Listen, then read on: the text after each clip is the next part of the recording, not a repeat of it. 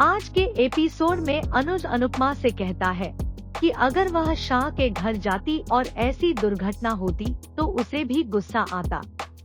उनका कहना है कि वनराज ने ओवररिएक्ट किया, लेकिन गलत नहीं था। वनराज के पिछले रिकॉर्ड को देखकर वनराज पर शक होना लाजिमी है। अनुपमा का कहना है कि उन्हें वनराज पर दया आती है, क्योंकि वनराज अपने परिवार को खोने के डर से निराश है। अनुज कहता है कि उसे जो करना है उसे करने दो, लेकिन अपनी पत्नी से दूर रहो। अनुपमा फिर उसे उसकी मौत के बारे में बात करने के लिए डांटती है और कहती है कि अगर वह जिंदा है तो वह जिंदा है। वह उसे शांत होने के लिए कहता है और उन्हें उनकी पहली लड़ाई के लिए बधाई देता है। अनुपमा कहती है कि अगर वे रोज लड़ते हैं या बिल्कुल नहीं लड़ते हैं तो यह सामान्य नहीं है। अनुज कहते हैं कि यह तकनीकी रूप से लड़ाई नहीं है और एक दूसरे की सोच से असहमत होना आम बात है। अनुपमा कहती है कि उन्हें कल फिर से नहीं लड़ना चाहिए। आदिक पाखी को फोन करता है और पूछता है कि क्या वह ठीक है। उसका कॉल देखकर वह खुश हो जाती है। वह कल उससे एक कैफे में मिलना चाहता है। वह सहमत है और उत्साहित महसूस करती है। अधिक मुस्कुराते हुए कहता है कि पाखी अनुपमा की सबसे पसंदीदा बच्ची है। अनुज अनुपमा से कहता है कि वह आज रात तोशु और किंजल के साथ रह सकती है, क्योंकि उन्हें उसकी मदद की आवश्यकता हो सकती है। वह उसके बहुत करीब चली जाती है। उसे लगता है कि वह रोमांटिक हो रही है। वह एक तकिया उठाती है और वापस खड़ी हो जाती है, उसे चिढ़ाती है और कमरे से बाहर चली जाती है। वह यह सोचकर लिविंग रूम में चली जाती है कि उसे वनराज से बात करनी चाहिए और उसे हर जगह लड़ना बंद करने के लिए कहना चाहिए। बरखा उसे रोकती है और पूछती है कि वह दुखी क्यों है। वह उसके साथ अपना दर्द साझा कर सकती है और अनुज से बात कर सकती है। अनुज तभी अनुपमा के पास जाता है और अपनी पसंदीदा सुगंधित मोमबत्तियां उपहार में देता है। फिर वह शुभरात्रि की कामना करता है और अपने कमरे में लौट आता है। अनुपमा बरखा से कहती है कि पति पत्नी के बीच लड़ाई आम बात है, बस यह है कि उन्हें संतुलन बनाए रखना चाहिए, जैसे वे भोजन में संतुलित नमक स्तर बनाए रखते हैं। वह आगे कहती है कि उसने बिलों की जांच की और पाया कि बिल और खर्च मेल नहीं खा रहे हैं। कल उन दोनों को चेक पर हस्ताक्षर करने से पहले एक बार उनका मिलान करना चाहिए। यह सुनकर बरखा परेशान हो जाती है।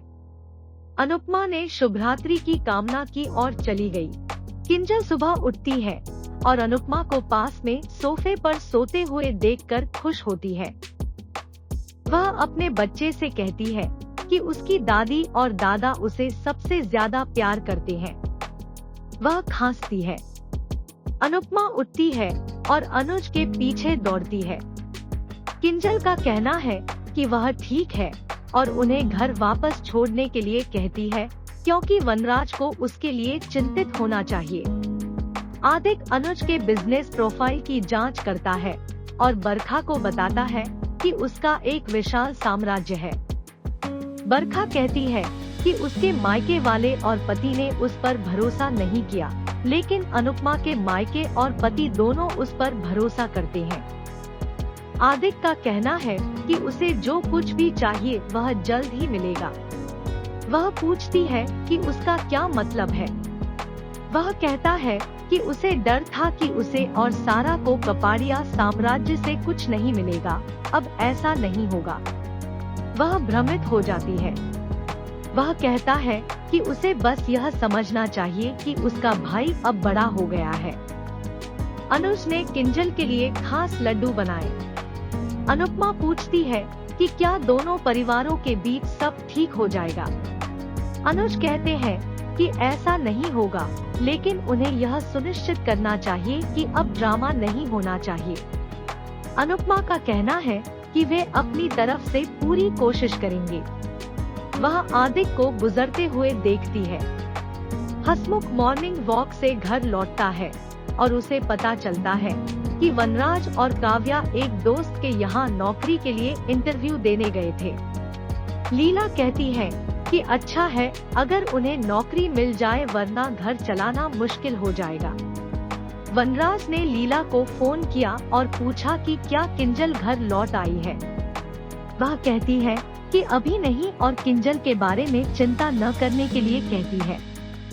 हसमुख कहते हैं कि अगर वे रिश्ते को बांधने की कोशिश करते हैं तो भाग्य उन पर नाराज हो जाएगा। किंजल और तोशु बरखा को बताते हैं कि वे अब घर जा रहे हैं। बरखा उन्हें फूलों का गुलदस्ता देती है और उन्हें अगली बार पूरे परिवार के साथ आने के लिए कहती है। सारा को लगता है कि अंकुश और बरखा एक दूसरे से बात नहीं कर रहे हैं और उसे शांत होने और अनुपमा और अनुज से सीखने के लिए कहती है, जो इतनी जल्दी लड़े और समझौता कर लिया। वह अंकुश के साथ उनके बिजनेस के नाकामयाबी के बाद और ज्यादा लड़ रही है। अधिक उसे रोकता है। अनुज अपनी शायरी से स्थिति को संभाल लेते हैं और उनसे बातें करने में व्यस्त हो जाते हैं। वनराज बार बार अनुपमा को फोन करता है। नौकर उसे फोन देता है। अनुपमा ने वनराज के 26 मिस्ड कॉल्स को नोटिस किया, उसे वापस कॉल किया और बताया कि वे किंजल के साथ घर से निकल रहे हैं, इसलिए उसे अपना और यहाँ तक कि अपना खून जलाना बंद कर देना चाहिए। हसमुख फ्लोर पर पोछा लगाता है। लीला उसे ऐसा न करने के लिए कहती है। हसमुख कहता है कि वह घर के कामों में उसकी मदद करना चाहता है और कहता है कि वह अपनी पत्नी की मदद करना सीख रहा है, जैसे अनुज अनुपमा की मदद करता है। उनका कहना है कि वे दोनों मिलकर घर संभालेंगे। राखी अंदर आती है और लीला की मदद करने के लिए हसमुख को अपमानित करने की कोशिश करती है। लीला उसे चेतावनी देती है कि वह किंजल से मिले और उसे लाड़ प्यार करे, लेकिन अगर वह उसके साथ हस्तक्षेप करने की कोशिश करती है तो उसे एक जोरदार थप्पड़ मारा जाएगा। राखी जानबूझकर हसमुख की मेहनत को बर्बाद करते हुए गीली फर्श पर चल देती है। जब अनुपमा अंदर आती है और उसे रोकती है तो हसमुख फिर से फर्श को पोंछने की कोशिश करता है। राखी ने कल किंजल के गोद भराई समारोह के लिए शाह को आमंत्रित किया। अनुपमा का कहना है कि काव्या और वनराज की मौजूदगी के बिना यह संभव नहीं है। राखी अड़ी हो जाती है और कहती है कि वह अनुपमा के ससुराल वालों को भी आमंत्रित करेगी। लीला उसे रोकती है।